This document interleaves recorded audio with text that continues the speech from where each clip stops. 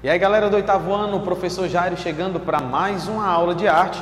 Nós estamos trabalhando com improvisar os movimentos na dança, então acerca do improviso. Então hoje nós vamos falar de um assunto muito interessante. Espero que você consiga ficar atento ao que nós vamos estar falando aqui, que é as danças desenvolvidas pela indústria cultural. Vamos à nossa aula, abra o seu livro aí na página 343 para que você possa acompanhar nesse momento. Bom, antes de falarmos sobre essa dança, sobre esse processo, aqui as danças estão inclusas, nós vamos relembrar um pouquinho, tá? Relembrar um pouquinho daquilo que você estudou junto comigo nos outros encontros. Então vamos lá para o início desse capítulo, para que você possa lembrar aqui daquilo que nós estudamos. Bem, começamos nessa unidade 4, improvisação, falando sobre o ritmo, sobre a dança, sobre a liberdade na dança. Nesse capítulo nós temos o quê? Liberdade para criar, improvisação livre ou dirigida, a improvisação em diversos gêneros de dança. Nós vimos nessa unidade improvisar os movimentos na dança. E aí começou com algumas perguntas também, com um texto trazendo informações importantes para que você possamos perceber que ela vai estar ligada à dança, ao que é espontâneo. Quando nós falamos sobre improvisar, vai estar relacionado ao espontâneo. Liberdade para criar, aqui vai dizer que na arte a improvisação ocorre como parte de um processo de criação ou como resultado do processo de criação.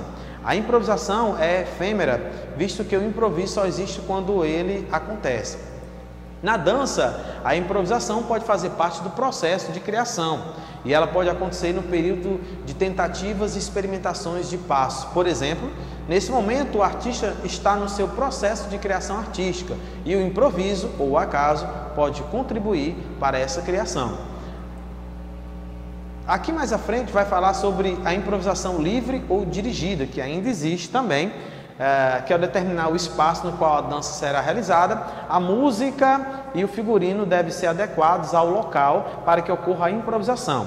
A improvisação pode acontecer de forma dependente, ou seja, quando não se improvisa sozinho. Um grupo que vai ali fazer todo o processo dessa improvisação, tá? Nós falamos nesse processo da improvisação livre e da dirigida.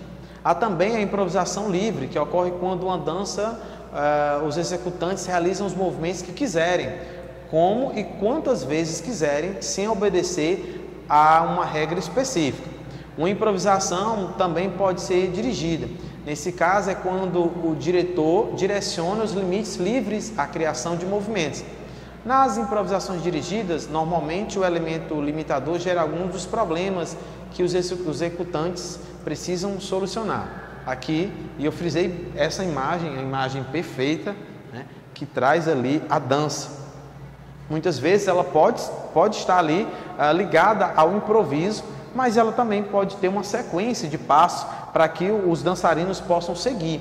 Então traga essa imagem que eu achei uma imagem perfeita, linda, que representa o que nós estamos estudando nesse capítulo e o que nós estamos estudando nessa unidade, que é a improvisação. Tá? Vamos um pouco à frente aqui, nós tivemos atividades falando sobre o frevo, que também há uma relação muito forte nessa unidade. Bom, a improvisação em diversos gêneros de dança que nós falamos, que algumas formas de dança seguem coreografias rigorosamente, enquanto outras são mais abertas à improvisação, e aqui segue-se o frevo. O frevo é uma dança folclórica característica de Pernambuco, tem sua origem em marchas e desfiles militares. Apesar de as danças folclóricas apresentarem coreografias rígidas e passos complicados, os executantes podem improvisar algumas partes específicas, Então tem lá uma abertura para que ele possa também estar realizando algo diferente do improviso. E o frevo, ele é uma dança frenética, Ele é muito animada, muitos dos seus passos são inspirados na capoeira, não esqueçam disso. E os dançarinos normalmente seguram sobrinhos ou guarda-chuva, e os passos do frevo e a agitação da dança, combinados ao efeito de fervura que as sombrinhas balançando, transmitem, deram origem ao nome frevo. Então você tem ali de ferver, né? Aquela coisa que vai, por isso que é tão presente ali no carnaval. Originalmente o frevo é uma dança típica de rua, mas em 1917 ela passou a ser realizada nos bailes de carnaval, tá? Esses bailes trouxeram ali aquele espaço de improviso. Então você está vendo a imagem de frevo, que é tocado também junto com a música feita com o uso de trombones, né, e pistones. Os trompetes, clarinetes e saxofones também estão lá sendo executados nesse processo. Aqui, para que você possa compreender o trombone, o pistão, clarineta, e aqui você tem o saxofone, né? São instrumentos perfeitos que você pode incluir, ok? Aqui você tem alguns tipos de frevo: dobradiça, passista com as pernas flexionadas, fica sobre um pé só e com ele arrasta-se para trás subitamente e substitui pelo outro, assim sucessivamente. O tronco fica curvado para frente e a cabeça erguida. Então você tem aí o passo da bandinha, corrupio, são alguns dos passos que você vai perceber. Nós vamos agora um pouquinho para frente, também fala sobre salsa, mambo e merengue. A maioria das danças no salão apresenta passos pré-estabelecidos. No entanto, muitas vezes sua sequência pode ser improvisada, desde que os dançarinos tenham bastante afinidade e conheçam muito bem os diversos passos da dança. Algumas das danças de salão que são comuns em festas são dançadas de maneira improvisada, apenas baseando-se na dança original. Um bom exemplo disso de dança são as danças latinas, o mambo, salso e o merengue. Os ritmos das danças latinas são contagiantes e a maioria deles apresentam movimentos acentuados no quadril. Bem, e aí existe também danças de espetáculo, como aqui nós temos cena do Balé Lago do Cisne. Aqui do outro lado nós temos o balé moderno, que trazem a sua diferença, que é uma das danças de espetáculo mais conhecida, é o balé clássico, no qual praticamente não é permitida a improvisação. Porém, algumas de suas formas de balé moderno e contemporâneo utilizam sim a improvisação como forma de expressar a liberdade no processo de criação do movimento, a liberdade de estar trazendo ali técnicas diferenciadas. Então aqui você tem cenas do balé clássico, o Lagos do Cisne, e aqui o balé moderno. Também nós vamos falar sobre danças desenvolvidas pela indústria cultural. Geralmente as danças divulgadas pela indústria cultural e apoiadas pela mídia apresentam coreografias que são seguidas por grupos e dançarinos. Durante o período de sucesso dessas danças, é muito comum as pessoas conhecerem tais coreografias, tentando reproduzi-las fielmente. Depois de um tempo, no entanto, as pessoas passam a improvisar enquanto executam a coreografia oficial, dando origem a recriações da dança original. Isso está relacionado aos grupos de dança, né? Aqueles grupos de dança, né, que vão criando passos e que vão levando para a mídia, né? Então tem essa relação que é fortíssima aí com a indústria cultural e que isso é projetado no período do carnaval, em eventos, em outras situações. Alguns grupos fazem muito sucesso no início da carreira, mas depois acabam tendo sua popularidade diminuída. Suas músicas são feitas para agradar grande parte da população.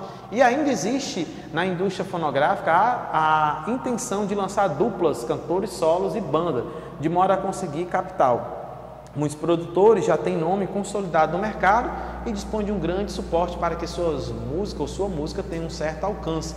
E com isso, a dança surge com a intenção de fixar a música e aí criando diversos tipos de coreografias. Tá? Aqui nós temos bandas, né, para você ter uma ideia.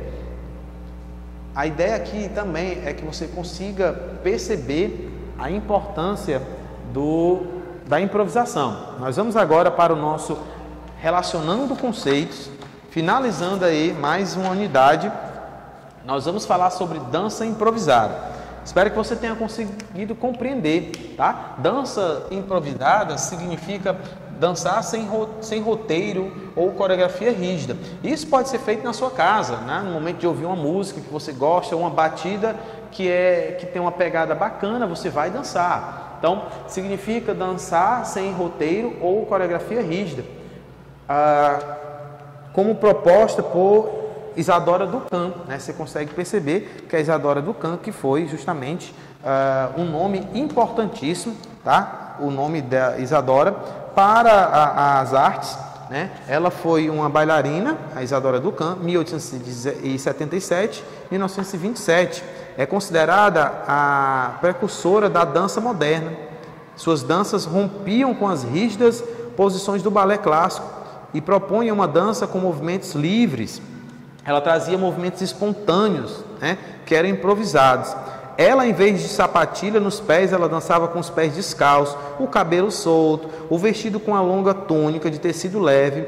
Ela se inspirou na arte da Grécia Antiga. Então, você tem aqui as informações sobre Isadora Duncan, que você pode colocar aí. Do outro lado, nós temos aí que a dança improvisada necessita de espontaneidade, criatividade e naturalidade. Você vai perceber isso nos grupos de dança em igrejas, né? O corpo de balé, na hora que está acontecendo o louvor ou a música em igrejas, você percebe que existe lá a dança que é espontânea, que é justamente que vai levar criatividade e naturalidade, baseado lá na ideia da dança improvisada.